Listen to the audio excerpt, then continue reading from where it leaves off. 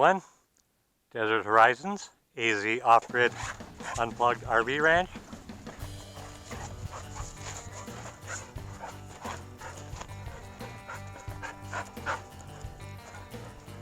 This is what they do every morning.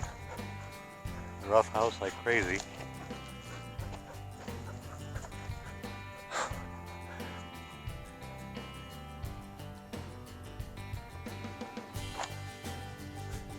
I usually come out for a few minutes beforehand because it's just too crazy to come out with the camera and say good morning to them.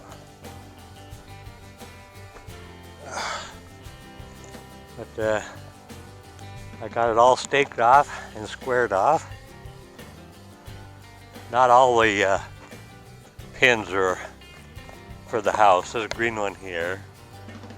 That green one there, that green one there, and the smallest one there. The tall one was to help me get it squared off, and then I kind of eyeballed the last couple, just so if I have to pull the other ones up for whatever reason, I kind of have an idea where they go. It's not really critical. Just to really get a good idea on exactly how I'm going to do the base. I think the way I've decided is I'm going to put about 8 feet wide of hardware cloth down, 1/4 inch size. And my friend's coming over with the tractor. Going to scrape this flat. It's only off by about 1 inch from that side to that side, less than 1 inch.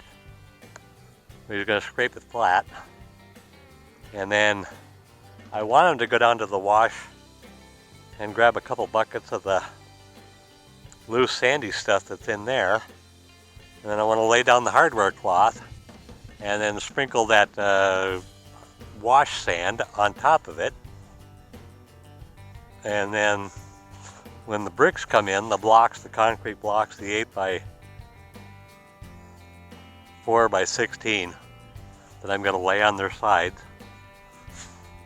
The cabin I'm getting has 2 runners, so that's the only place that needs to be reinforced is where the runners are.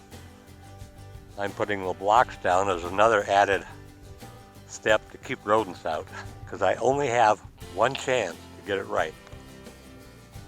So if it's overdoing it, oh well. And I got one company that's agreed to put Reflectix on the bottom underneath the floorboards from the factory. I'm not going to say who it is. We'll find out if they actually do it. And then put the cabin on top of that, and then I want to line it all the way around down to the ground level and seal it up to the cabin, 18 or 20 inch wide flashing that I'm going to have go down into the ground a couple inches right up next to the bricks all the way around, and about 1 foot, 1.5 feet up on the side of the cabin. So that will deter a lot of the rodents. Be nice if I could put a 12 by 40 on here, but then I wouldn't be able to keep it cool and warm. Because with this, I should be able to keep it cool in the summertime with just a small 5,000 BTU air conditioner. And hopefully I'll be able to keep it warm with just my 10,000 BTU blue flame wall heater. And then I'll just use the Mr. Heater Buddy thing as a space heater, which is kind of the way I do it now. I was thinking all the way down here on this wall, there's a window there, 2 foot wide window, 2 foot space, and a 2 foot wide window. I was thinking the wall heater would fit right here on the wall, and then an air conditioner could go somewhere above it somewhere, depending on how I get it. And then there's a 3 foot wide window there, 3 foot wide window there. The door here is half windows. So sitting on the couch, I should be able to look directly behind me out a window. a little bit out that window, a side window there, side or an end window, I guess, end window there, a big picture window there, big picture window there, and a big one there, and I can look down that way and see out the back window, unless I got crap stored in front of it. So, and there's actually another window right about here. So depending on what I put here, I can see out of it. And this is actually, the 8x24 actually only comes up to 192 square feet.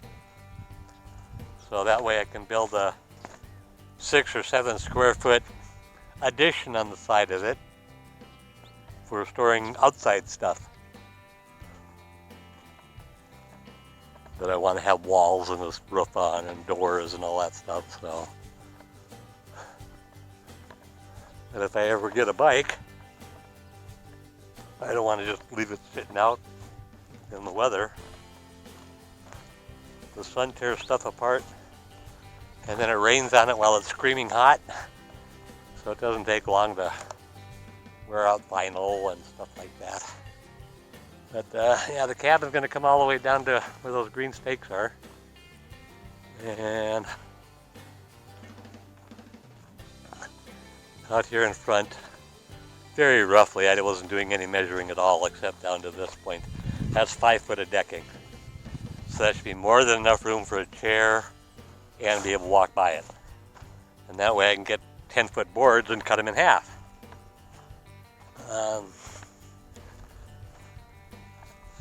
And that decking will go all the way down to here. And this is 4 feet out from that wall. And this will not have a cover on it, roof on it, whatever. So if I want to come out here in the morning and sit and drink my coffee, I can sit over here. That side from that stake out 5 feet and then all the way down will have a covered awning, whatever you want to call it, carport, whatever, over the decking. So when I was looking at it yesterday, that sitting wherever the couch would be, being kind of messed up, I can't really see it, that corner of the awning would already be shading the sun come sunset. It would be hitting this wall to give it a little warmth, but it would not be shining in the window. So now from now until end of June, until middle of October, the sun would not be shining in the window. So when it gets down a little bit farther and it goes to set, it would shine, but it would shine towards the back half. So I got it angled just about right. Keep the sun out of my eyes, but I can still see the sunset, allowing the warmth of the sun, because the sun rises, I don't know if you can't see where it is, but it's, let's see, it's right above the cigarette thing, directly there. So it rose this morning, right about, well actually, about where the RV is. And it goes up this way and sets down over there. During the hot summer months,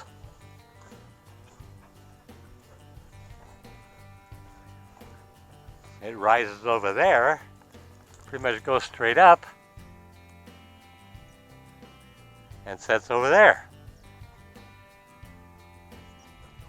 So this whole thing should be shaded except for this wall first thing in the morning.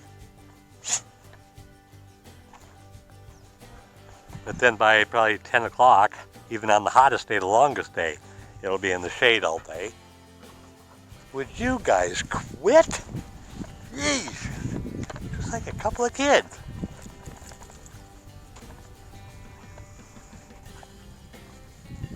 You swear somebody's gonna get hurt.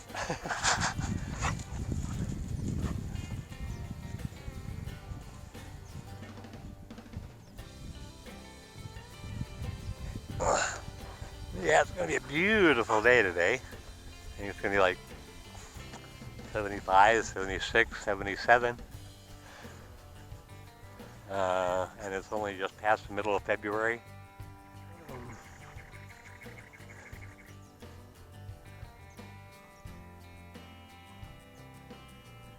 Doing any of this was almost impossible with those stupid dogs coming over, just would not leave me alone. God. Then I finally realized how late it was. It was 5:45, and it was dinner time. I didn't know it was that late because I came out about 4:30 to start doing that. I thought maybe 5:15. Anyway, yeah, I usually feed them right on time. Oh, jeez. Breakfast right at 9 o'clock and dinner right at 5:30. Breakfast will start coming a little earlier as the sun starts coming up earlier and it's getting warmer out.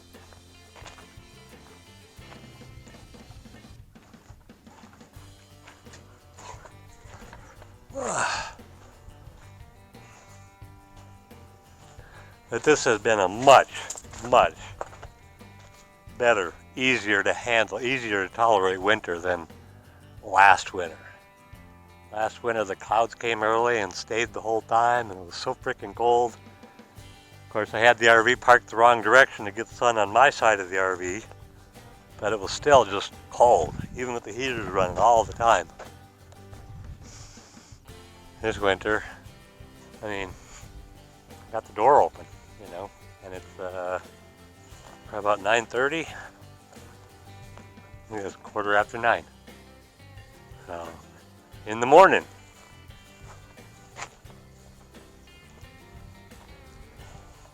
Ugh. Something keeps knocking the one flower off that swallow.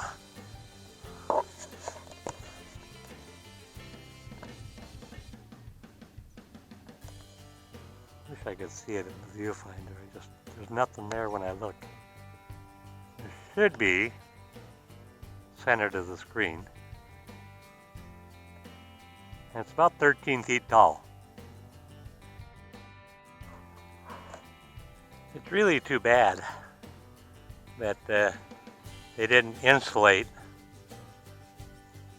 travel trailers properly back in 1964, and that it would be so much work to get this thing insulated, because it's a perfect layout. I was just standing over there looking at it. It's like, wow, look at that door and the windows there on the right side. It's like, that's what I'm going to do. So I walked in there. It's like, well, son of a... It's almost exactly the layout I'm designing. It's got a much bigger stove than I want. So you shrink that down a little bit, and you shrink the kitchen counter down a little bit. The bathroom's not going to be anywhere near as wide. And this has room for a big double bed and closets in the back. Well, I wasn't going to put a double bed in there, and I wasn't going to put big closets in the back. So it's like, you shrink all that down, it's like that would take up less than 24 feet. Well, that's what I got to do is I'm going to build an 8 by 24. Well, this is actually 8 by 32, but that's out to the end of the tongue and to the end of the bumper. So it's probably closer to a 29-footer. So it's like, what's on it? And of course the animals, critters that have taken up residence inside of it, that would be way too difficult to get those out of there. That's why I gave up on it. It's impossible. I tried and tried and tried. You know, just standing over here looking at it, it's like, well, the door and the windows, wow, something up, you know.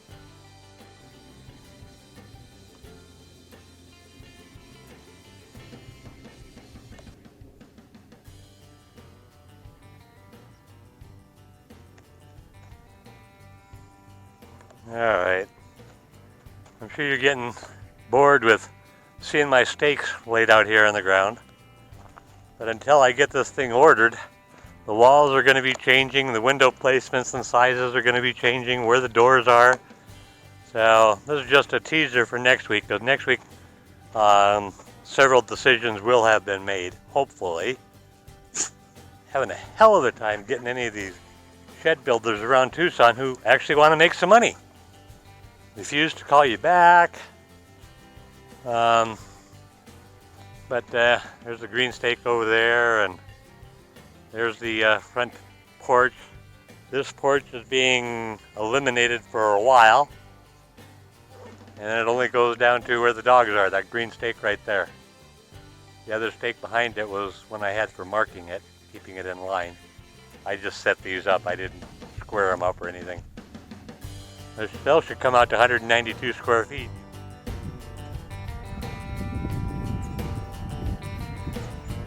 Take care, have a fun day. Bye.